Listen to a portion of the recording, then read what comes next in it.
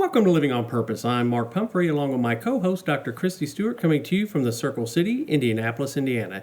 And today we have a very interesting guest. She has taken tragedy and turned it into an inspiration for all of us. Today we have Dana Priyanka Hammond. She is a paraprofessional. She co-authored a book, Tear the Veil, that tells her story and 18 other women's story of abduction from their families by child traffickers. I know this is a huge issue in the world today, and I really appreciate you coming on talking about this. So thank you, Dana, for doing the show with us today. Thank you so much for having me on your show. So I wanted to kind of start out. Me and Christy, we actually did a trip to Cincinnati and to the Freedom Center, and it's all about slavery. And I got to tell you, just to kind of start off, I didn't know that slavery with sex trafficking for children was such a huge deal until we went there. I can't imagine what you've went through. I am so sorry that you had to go through any of this. Let's start out and talk about this. Tell us about you, and then tell us about how you got started on this. Oh, wow. Where can I begin? I was born and raised in India. I was there until I was 8 years old. I didn't really know much about my life besides the tragic accident that took place. But honestly, I got rescued after that, and it was nothing but God who rescued me. I came into the hands of the orphanage, and which then led me to coming to America. So when you say that you were taken in your book, you were put in a rice bag? Is that correct? Or a rice sack? And abducted? That is correct. That is correct. Abduction does not necessarily mean like, I was trafficked for sex.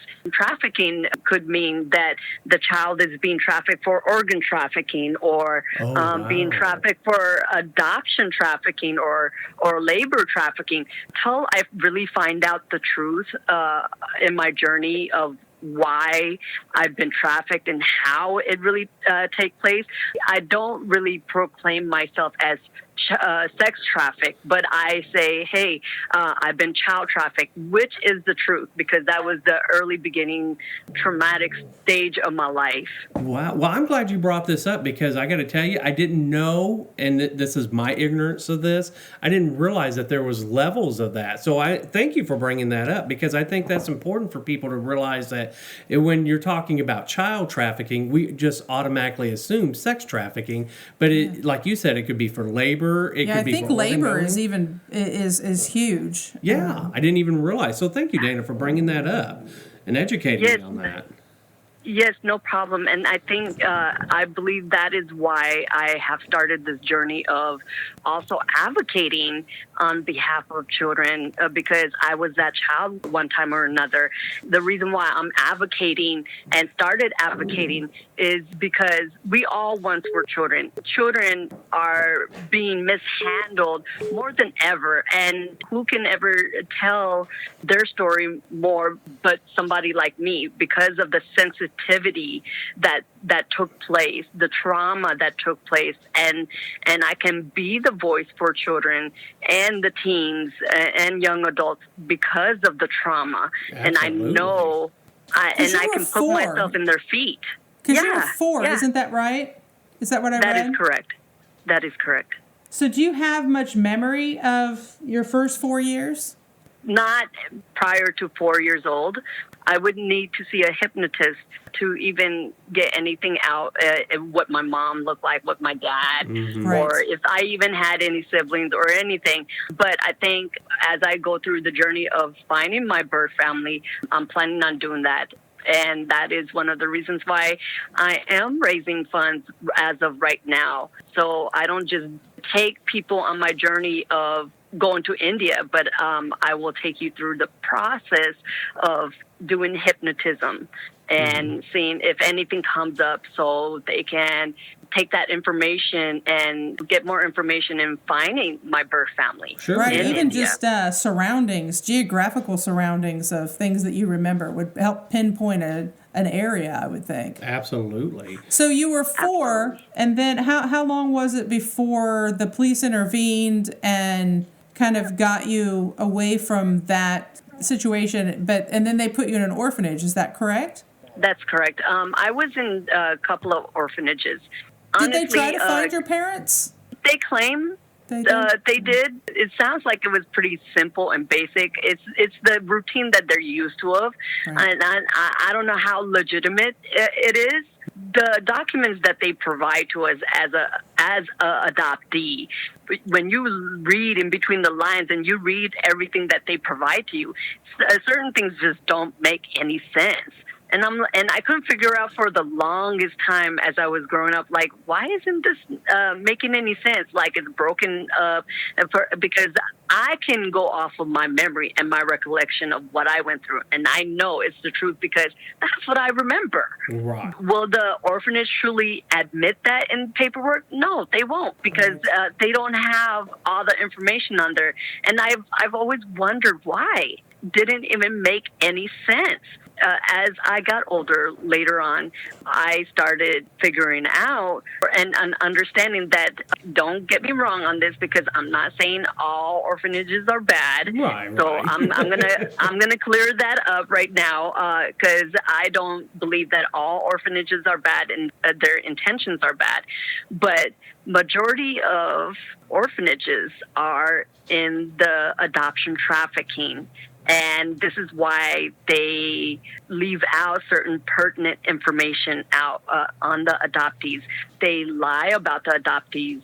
Some adoptees get lied about. Some adoptees think that they really were abandoned. And this is, honestly, can I pinpoint this out? This is why half of the people who do get adopted, why they feel the spirit of rejection so strong on them. They have not just misidentified themselves, but they've been so lost within themselves because they believe this lie that their mom and their dad really did abandon them. And for the longest time, I lived with that guilt, thinking that was my truth, the truth. But who's to say that is really the truth until you find out the truth, if you're able to find out the truth, if that makes sense. Right, exactly. The adoption laws here in Indiana changed last year, where public record laws changed. And we actually did a show with a woman who is an advocate for people here in Indiana that have been adopted to gain their paperwork and find out their story and find out information, whether they were given up or, you know, what the circumstances were. Right. And that's here in a legal system that's not, you know, India. So, and not necessarily child trafficking situations, even though I'm well aware that happens here, even though people want to deny that it does. It's clear that it does. So we did a whole show with her on that, and that was really fascinating. That even in a system that should keep good records, they don't, let alone in your situation. Right. And I can imagine that's got to be tragic in its own right. But then explain to us kind of how did you get to the U.S. from there? Of course, even though that everything's up in the air, and I have the possibility that I may have been adoption trafficked or whatever the case is. Because there's a lot of money in adoption, foreign adoptions. It is. Big business. It's a big business, and I can give you the numbers. It's $10,000 per kid, and that's why people in America or another country who do adopt another kid from another country, and they have to pay that much out just for a child.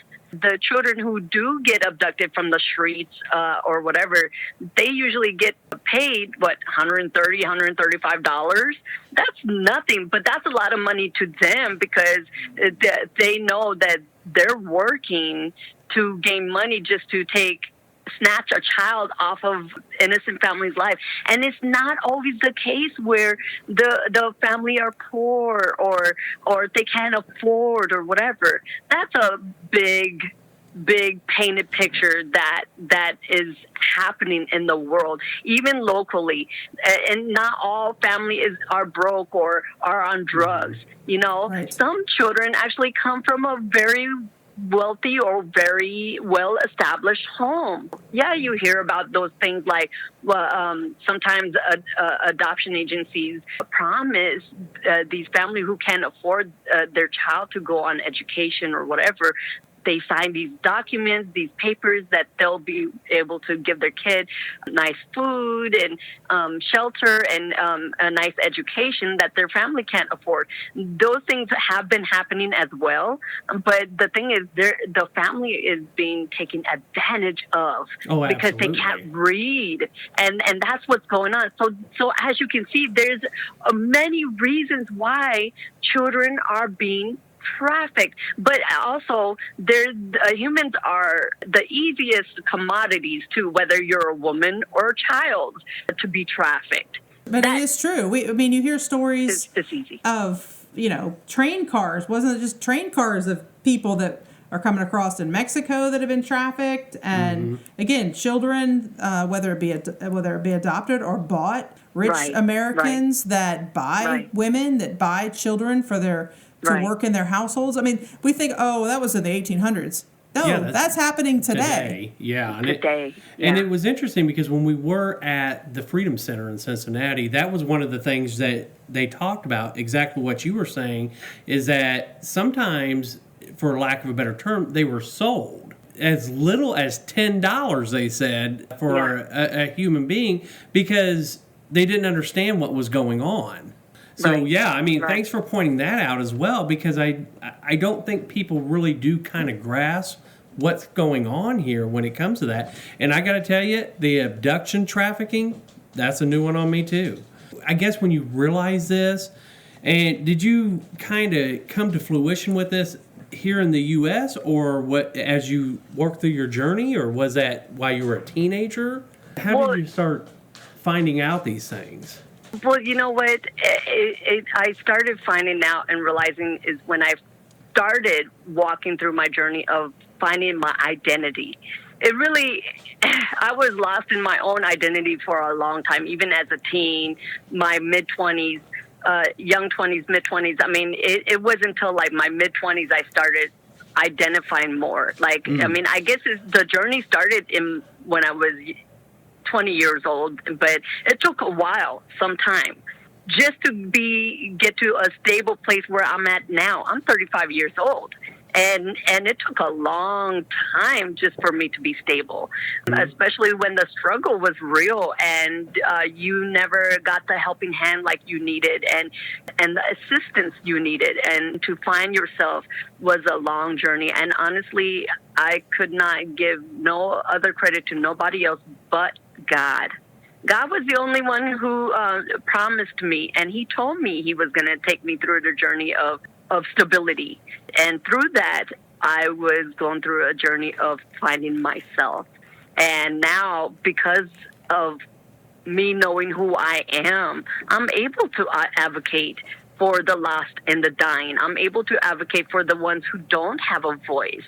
And I'm able to advocate because I was that child. Just because I was, I've been there. Just because I was rescued does not mean that many have become successful to be rescued, because not many are successful to be rescued. Because did you know that children who do go through sex trafficking, they can be trafficked for sex in one day 100 times, see 100 men in one day. Yeah, I think that a lot of people don't realize that Atlanta, Georgia, is one of the biggest child sex trafficking cities in the world, because nobody can keep track of it. It's such a big airport. Men fly in and they fly out, and they can't keep track of it. There's been a lot of stuff on that Atlanta is one of the worst in the world on child sex trafficking. So I got to tell you, trying to wrap my head around this is mind-boggling to me. I got to tell you, when you say that it took you through your teens and 20s to kind of identify, kudos to you for being able to do that, because I can't wrap my head around that, and I'm 47. Right, and it didn't even happen to us. So yeah. Because when you got adopted, it was my understanding too that wasn't such a great experience either. No, it was not. It was a journey, and that is why I had to co-author with other women. There's total 18 of us, fearless visionaries women, and they're strong, and I commend them for coming forth just like I have, to tell their personal stories. in a lot of ways we can relate to one another because of the trauma and tragic we went through. But it was not purposed to write our tragic story just to say, oh, well, we want people to feel bad for us. No, it's about mental wellness. It's about healing.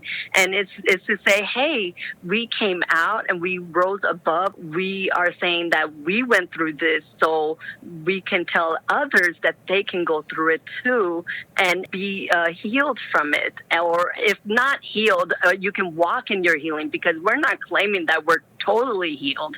We're claiming that we're walking in our healing, because healing takes time. Healing is just a process in itself. And sometimes it can be 10 years, 20 years, 30 years from now.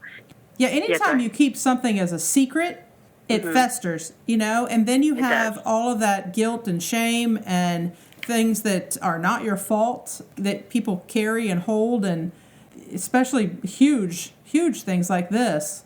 And just telling your story. That's the whole Me Too movement, this is a perfect time for your book and for you guys to speak out, because we are in a time in our country that women are taking their power back.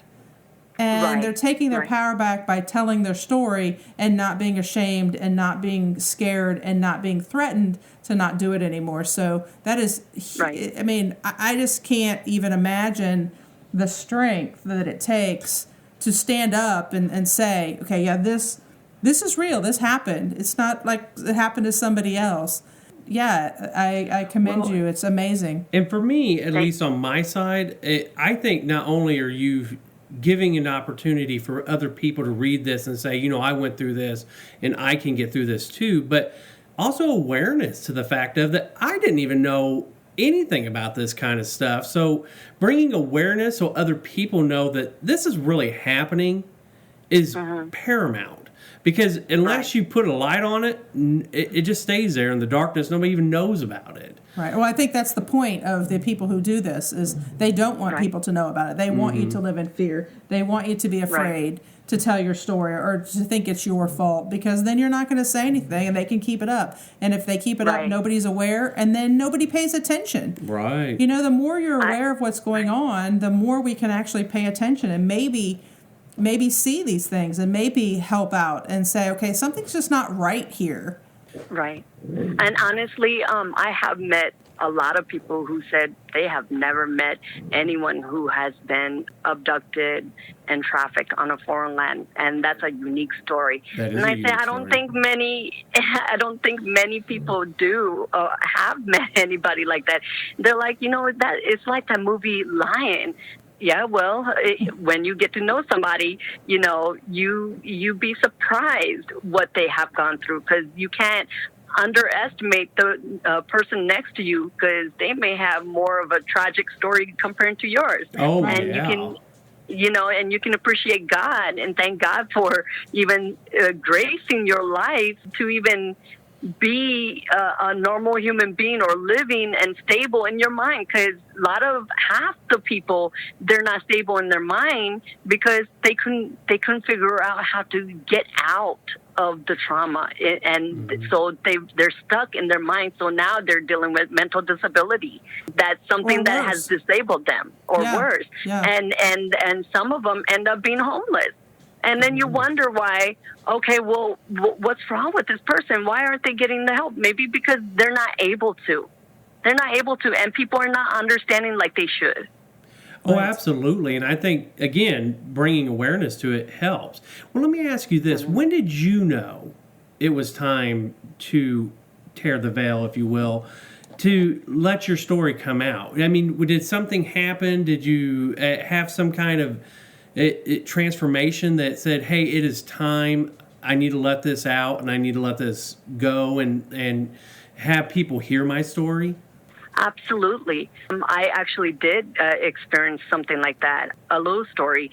Growing up, I've always had people tell me as a young girl, oh, Dana, you have such a powerful story. When you grow up or get older, you need to write a book. So I've had social workers, I've had you name it, just random people come up to me, and when they would hear my story and I would share, they would tell me that. Then one day when I accepted Jesus Jesus in my life. That was at the age of 20. I've had then even Christian people tell me later on, saying, "Oh, thus saith the Lord," or "God said, you're supposed to write a book," or this and that and everything else. Then finally one day I said, "You know what? Let me get the answer for my own self." There you go. let me hear from God myself and find out if this is really God's will. Even though in my heart I knew and I felt it was God's will for me, and that I should be and I'm supposed to be, I still wanted to find out for my own self. So in 2008, I prayed and I asked and I said, "God, is this your will for me? Is this what you want me to do?" And I heard him clear as daylight, and he said yes. And that's when he released me. I said, "God, if this is your will, release me to write a book then. If this is your will, and then tell me what to do."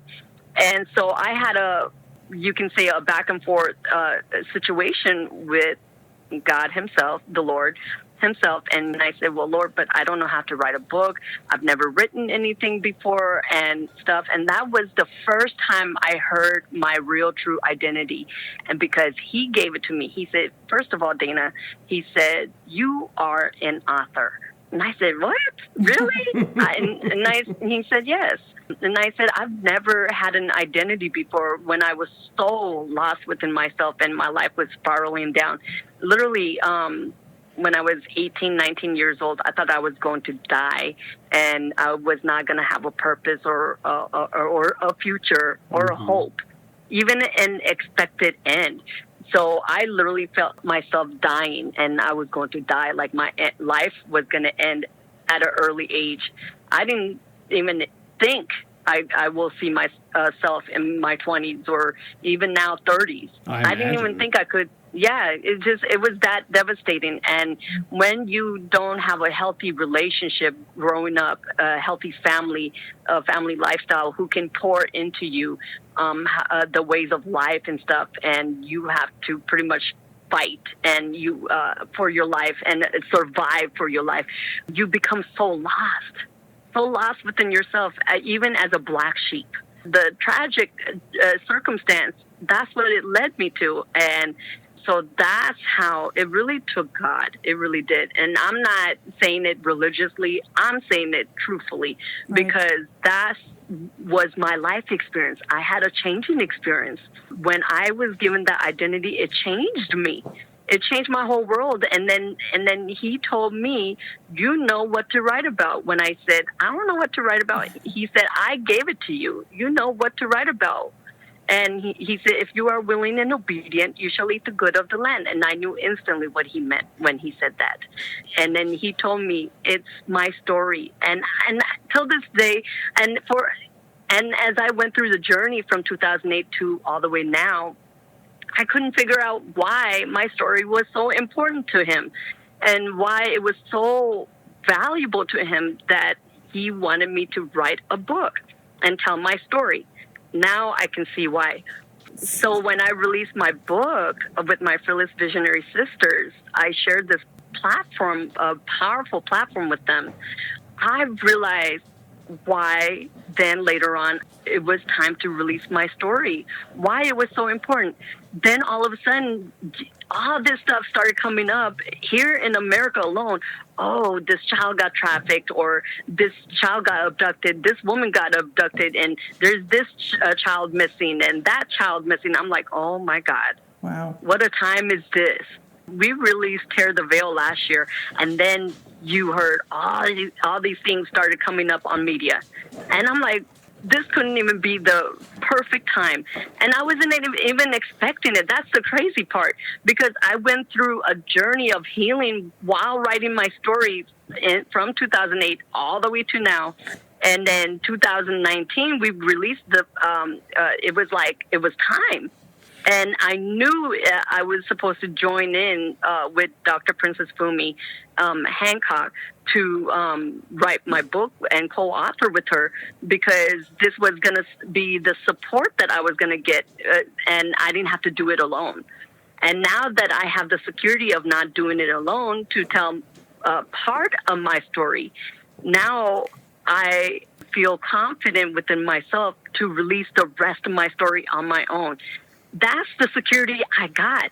I didn't just surround myself with powerful women, but I surrounded myself with women who are strong and supportive, Courageous. and who know they're very courageous, and who know what they are doing. And I was glad to put my name in the name of Tear the Veil. Yeah. And tear the veil means just that, tearing the veil of your life, carrying the tragic of your life, and coming out and telling your story. And this is more than just a Me Too movement.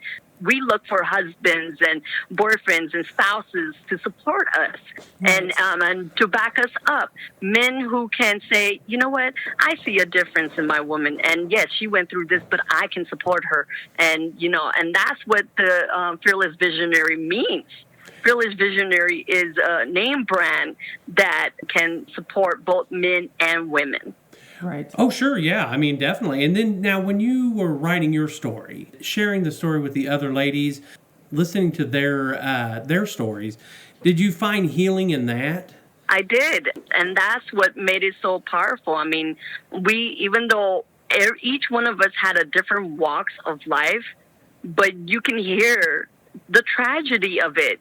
I mean, my God, one woman was at gunpoint. One woman was going through training with one man after another man. I mean, just gang raped, and vaginal cutting was another woman. Oh my God. And bullying. I know there's one woman, she can relate to women out there who has a black son, raised their child up right, very educated, they're not poor at all.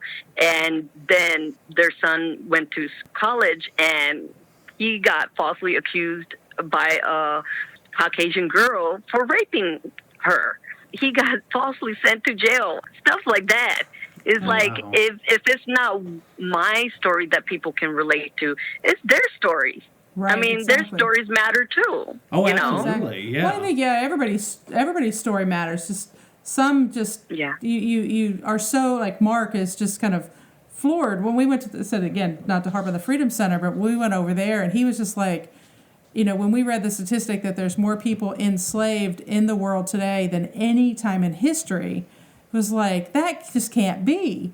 And it is. And this is a huge problem. And people think, oh, well, that was in India.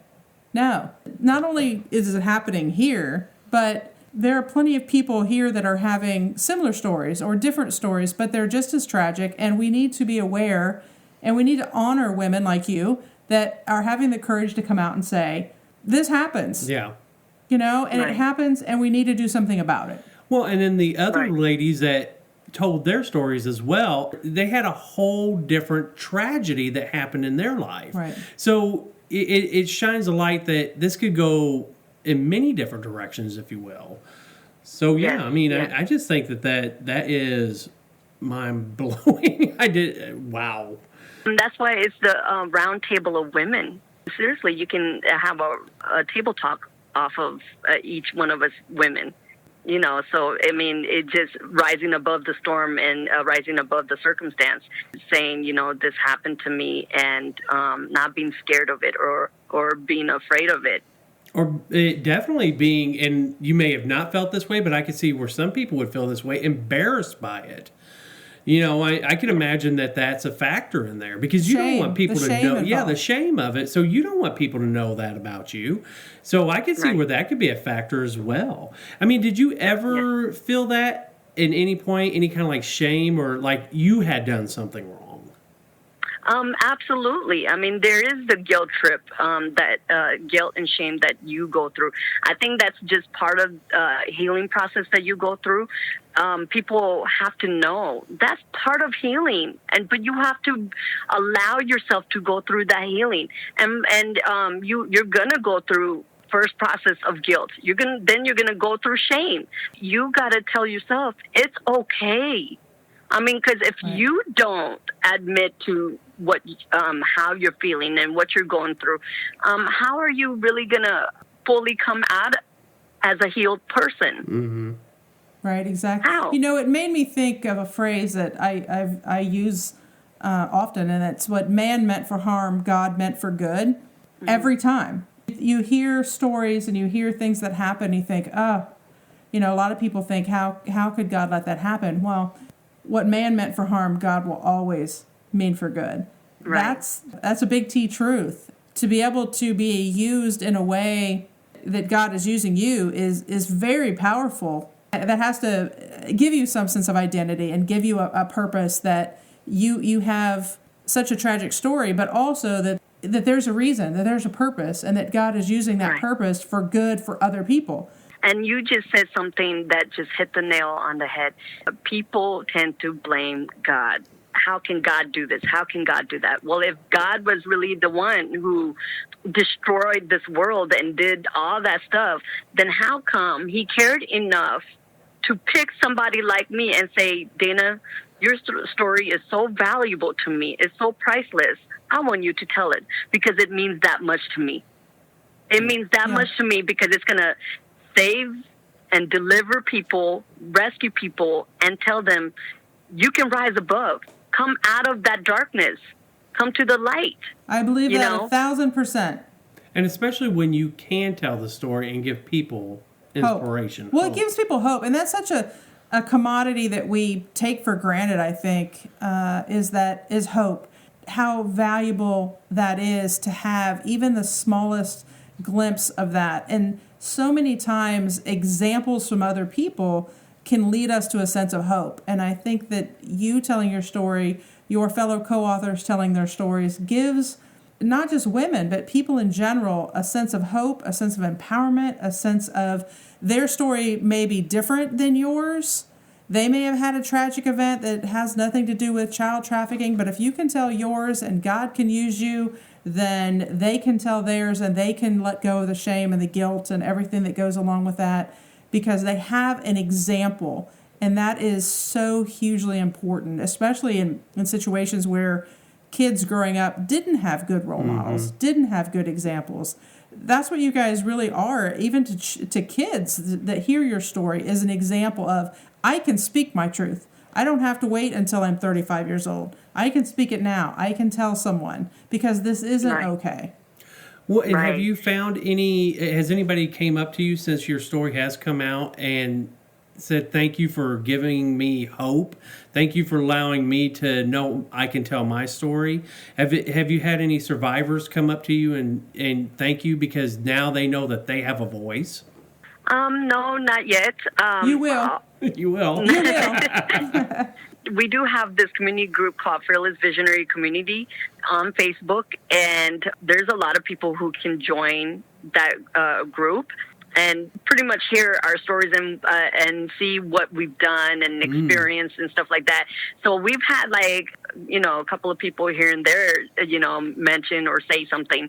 But otherwise, outside of the community group and stuff, no, not necessarily. Okay, well, you will. You will, because when people do hear that story, they do know that somebody out there has gone through it and they survived it. Right. So we've talked about the Tear the Veil, that you're one of 18 that have told their story, and I believe it's in 2 volumes, I think I've read.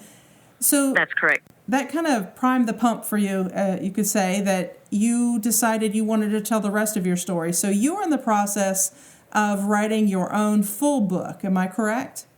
That's correct. I took advantage of writing a chapter with my Fearless Visionary sisters because of the support that I was going to gain and the security it was going to give me.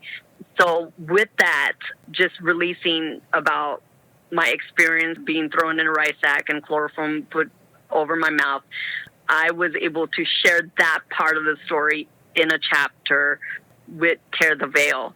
Now that I wrote that chapter and released that last year, it's separated in 2 different books because there were so many stories. So Dr. Princess Boomy had to, separate it in 2 books. So there's volume 1 and volume 2.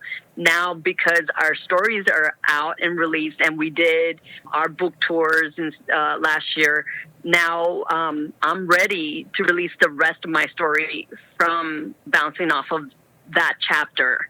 Okay, so if somebody was interested in Tear the Veil, they can go to Amazon, right? Which volume are you in? The first one or the second one? I'm in the second volume, and actually they can go anywhere. They can go to Amazon, Barnes & Noble, Apple Bookstore.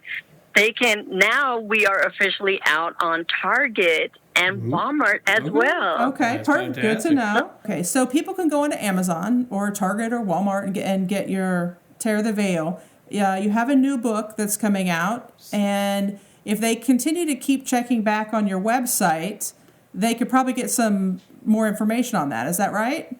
That's correct. If they follow me on social media, my Instagram, Facebook, everything else, they'll be able to see my updates. I even have a author's page on Amazon, but you can find all that just by Googling my name. People have the opportunity to Google my name and follow me wherever they deem to, and they will see my next book released with the rest of the story that I'm getting ready to share to the world. Perfect. And if somebody wants to donate to helping you find your birth family and towards you creating a documentary on that process, how would they go about doing that? Like I said, if you Google me, you'll find my GoFundMe page on there. Okay. And they can donate on the GoFundMe. I'm currently right now trying to raise funds to not just go to India, but also to documentary film. I would like to do a documentary. People can follow me and see my journey of the beginning process, at least to start finding my birth family, whether that is, me seeing a hypnotist or me talking to the agency that is helping me to search for my birth family. I want to take people on a journey so they can see me. They can see what I go through in my real life and my experiences. And if that time were to come where I do see my birth family face to face, whatever the outcome is, whether it's bad or good, at least people will know the answers with me. I think that's amazing. Right? Whether, I don't know, it could be that my mom was a single mom and, she had me out of wedlock. But I don't believe that was the case for me, because that is the case for certain adoptees, but I don't think that was the case for me, honestly. I honestly believe that God is going to link me back up with my birth family because I was abducted. And God has a way of healing people and reuniting the lost, the ones who got stolen. And that's usually how it works. Absolutely. Well, Dana, I want to thank you so much for taking the time out, sharing your story with us, letting us know that these things go on, and educating me personally about child trafficking as a whole. So I wanted to thank you again for doing that, and I look forward to not only reading your part of the chapter, but the other ladies' stories as well, and as a teaser out there, your next book. So I'm looking forward to that as well. So she's already accepted to come back. That's right. And so we're going to hold you to released. that.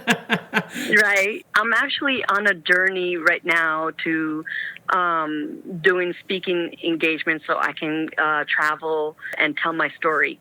So if there's anybody who's looking for,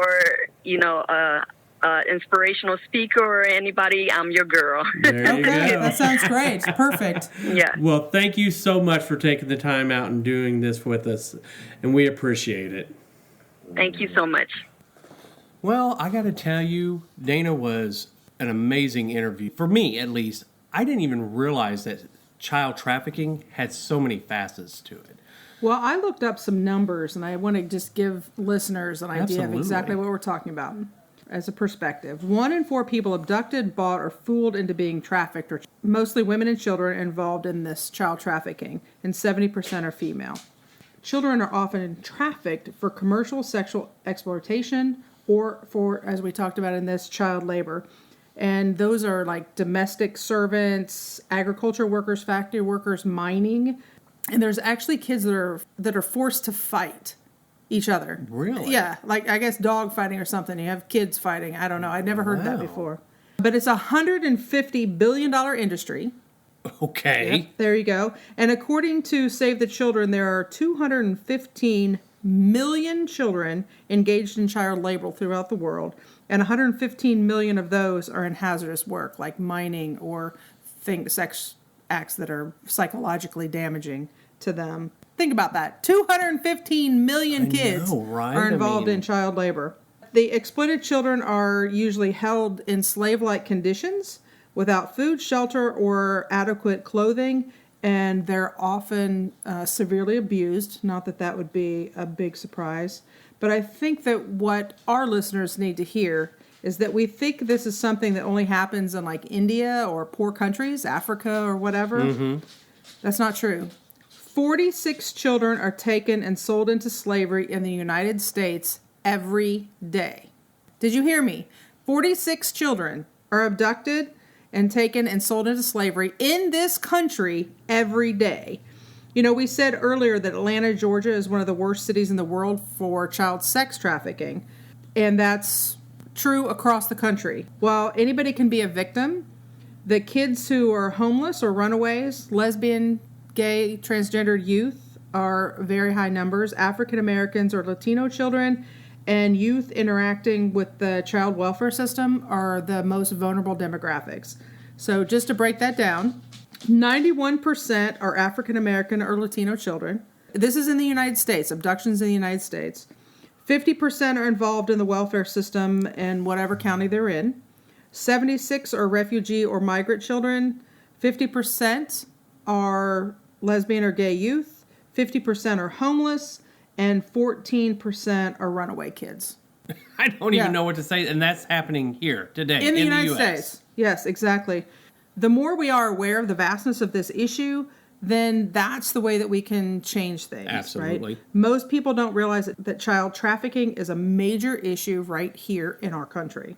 These kids could be your kids, your nieces, your nephews, your kids' friends, right? They could be anybody. So we suggest, go get Dana's book. Go visit the Freedom Center. We mentioned that. Those are great ways to get more knowledge on this topic. Pay attention to what's going on in your own neighborhoods, because these are local neighborhoods that these kids are being taken from. Let's help the troubled and neglected youth in this country so that they don't become easy targets for these people who are making billions selling children. Well, we're about out of time for this show, and we wanted to thank Dana for sharing her story with us. And I got to tell you, enlightening me, because I didn't realize the magnitude of what this was until I heard her story. And you can actually search her. Just look for Dana Priyanka Hammond, and she will be right there wherever you search it. Go to her website. If you feel inspired, order the book. So then that way you can share the stories and the 18 other stories that these women had to go through. And on her website, you can actually donate to help her search for her birth family. Absolutely. So definitely check that out. And hey, while you're checking that out, go to any of your favorite podcasting sites. Apple, Google Play, Spotify. We're on all of them, folks. So yeah, definitely check us out there. You can also go to Indie Air Radio. That's INDIEairradio.com. Listen to any of our past podcasts right there on the drop down.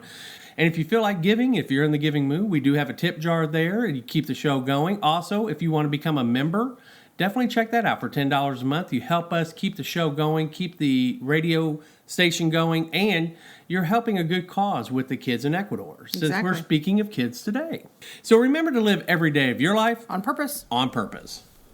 You've been listening to Living on Purpose on Indie Air Radio. This podcast is financially supported by members of Indie Air Radio and is underwritten by the Molinaro Family Memorial. Underwriting and membership revenue helps support student scholarships through New Thought Living, a not-for-profit 501c3 organization. To find out how you can support student scholarships as an underwriter or member, please visit the Living on Purpose webpage at indieairradio.com. That's INDIE airradio.com. Archives of this podcast are publicly available at the Indie Air Radio website. Comments or suggestions for upcoming podcasts can be emailed to livingonpurpose@indieairradio.com. Thanks for listening to Living on Purpose on Indie Air Radio.